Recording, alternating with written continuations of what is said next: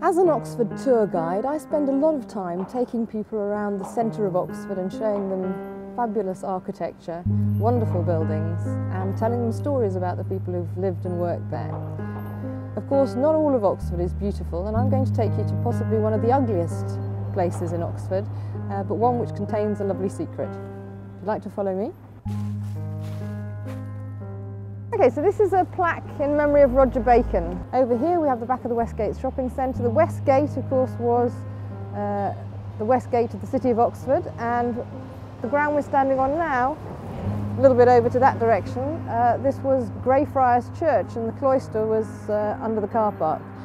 Roger Bacon was a Franciscan friar in the 13th century, was a great exponent of the experimental method. He was also a brilliant linguist, and he had a great interest in all sorts of things. He told people they should actually learn languages, which I'm all in favour of, and even read the Bible in the original, which people hadn't done for hundreds of years, relying on faulty Latin translations.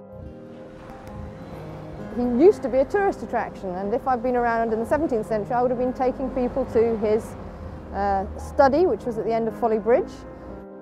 And Folly Bridge may well have been named after the Folly, which then became Roger Bacon's study. Later on, unfortunately, the building was demolished and Roger Bacon's fame waned because so many other interesting people came along after him.